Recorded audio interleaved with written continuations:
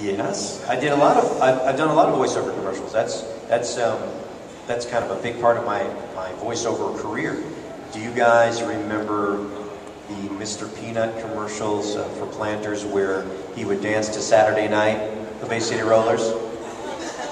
So I had the campaign. That was my campaign. So when he would just dance around, and at the end it would say, "Don't blow Saturday on an ordinary nut.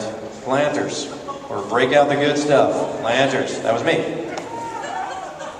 And when William Shatner quit Priceline for a while, do you remember when the Go-Go's had Vacation playing? They would just drive through the mountains for Priceline. I was the voiceover for that. But most of those are just me talking like me.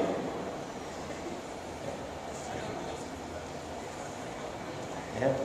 No other questions, huh? Yeah, all right, freaking Potter.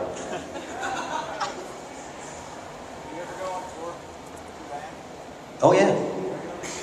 Well, I toured with Ringo Starr and the All-Star Band. I did a major tour with them. I toured with Peter Frampton 2 summers in a row. I toured with Leonard Skinner, Paul Rodgers, Kenny Wayne Shepherd.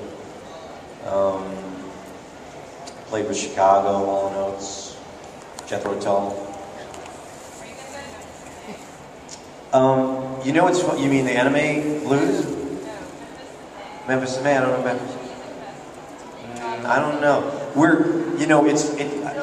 I don't do as much touring as I used to do, but what's kind of cool now that the cons have music stuff, it's fun to tie those things in. So we're doing a big concert with the band at KasuCon this year up in Fort Wayne. We're going to be doing a big show there. And Sonny Strait's playing with his band, and Blake Shepard's playing with his band. It's actually 3 voiceover actors with their bands, which is kind of fun. But now it's quality over quantity. I can't get into a tour bus and disappear for 3 months anymore. Trust me. A couple of nights in a hotel, that's good. When you know that old commercial, you ever remember the Want to Get Away commercial, right? Where the rapper comes out and he addresses the wrong city? Yeah, I did that. I did that because I had no idea where I was. And we would tape the name of the city to the monitor on the floor so that you'd go up and go, "Hello, Atlanta." Right? I did it one night. I had no idea where I was. I thought I was in Atlanta. I was in Alabama.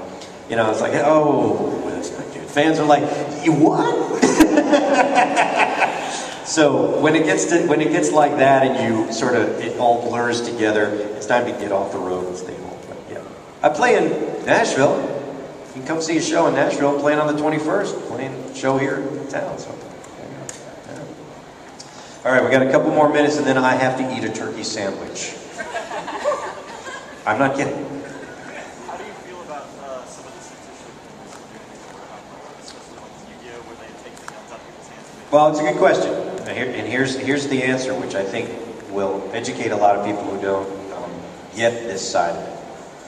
The anime that you like that goes straight to DVD, well, it goes straight to DVD. The anime that's on network television goes through network television broadcast standards and practices. They are the people that dictate what is appropriate for children to see. If I point a gun at you as a character and blow off your head, like, Roadrunner or things like that, well, let's say some kid sees that and wants to reenact it, or even hit you on the head with a hammer. I can easily go into Dad's shop in the garage, take a hammer, and hit my little brother in the head and hurt him. So there are things that they have the filter, and it's based on their network. Each network has a different set of rules. There's a person in charge of reading every script, watching every episode ahead of time, and saying, you can't show that visual, you got to change that cigarette to a lollipop, all that sort of stuff.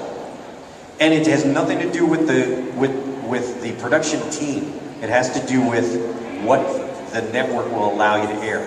Now, with that being said, Pokemon and Yu-Gi-Oh! Gave so much of publicity to anime. The anime that didn't have to change their stuff should be kissing their butt, because that huge success helps other properties exist, because it makes more fans. But the difference is that that's on network television, and none of those other shows are on network television. None of those other shows have that kind of success. Pokemon, the movie, made $80 million in the opening weekend. It probably cost us $1 million to make. You tell me what other property that has that kind of percentage of gain, right? But for the same reason, you gotta follow the rules. So that's where that comes from. So those things are changed for that reason only. It has nothing to do. But look, what do I believe in censorship? I don't believe in censorship. I believe in your parents need to know what they're, what you allow your kids to do, to watch and see, but you also need to explain and not just let them mindlessly watch stuff and download stuff. You need to be aware. So, I had no rules in my house, but I also didn't break them because I had no rules. And my dad would be like, "You want to have girls over? No, I'm good. You want to drink? No, I'm good." Because I knew I was allowed to do it, I didn't sneak to do it. Because I also knew the consequences. He was like, if you get in trouble, that's on you. And I think that's, we as a culture decide, we're not going to let you do this. Well, the real answer is, we should keep an eye on what you're doing, and if you have questions, you should come and be able to ask your parents without the consequences of asking. So that's where that comes from. So, yeah. I think it's appropriate to not have a gun pointed at a character's head in a cartoon, Saturday morning cartoon.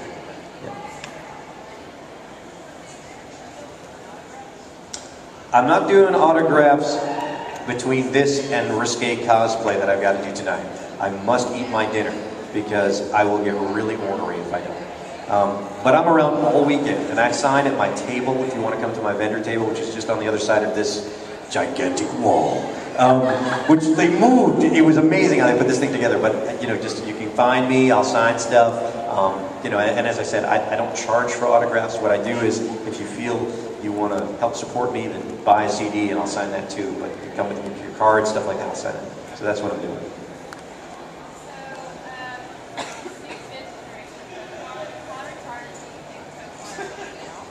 I haven't watched it. I haven't watched the new Voices. I haven't watched the new series. I haven't watched any of it. Oh, I'm not saying it's not good. I just haven't watched it. I didn't watch it when I was on. How could I watch it? I mean, on Saturday morning, if I woke up and I turned it on, I'm like, oh, it's this episode, that's funny. But, I was working on it. So I saw it all the time, But no, I don't know the new series. I'm telling you, I don't have that kind of time anymore. I'm in my recording studio probably from 10 o'clock in the morning till about 11 o'clock at night. Back and forth, going outside to get some fresh air, play with the dog for a little while, go back downstairs and work. Because I'm actually working on a new record right now. So I'm always in the studio. So I don't have a lot of time for TV, unless it's football. Did you ever dub an episode of Pokemon, or did you that they did in the air? Yes. Well, we dubbed it in the air at once. The seizure episode. Poliworld was Poliworld? The one with the spiral. We dubbed that there once. I actually didn't have a problem with the one where James had breasts. And that goes back to the censorship thing. It was very interesting because they're incognito. They're dressing up to fool people, right? He wasn't dressing in a bikini for any other reason besides trying to pretend he was someone else, right? I think the censors thought that we were promoting transsexual people, and that we were promoting that as acceptable. And I was like, first of all, who cares? And second of all, that has nothing to do with it. There's nothing to do with it. So that fact that got taken off the air or never aired was kind of silly.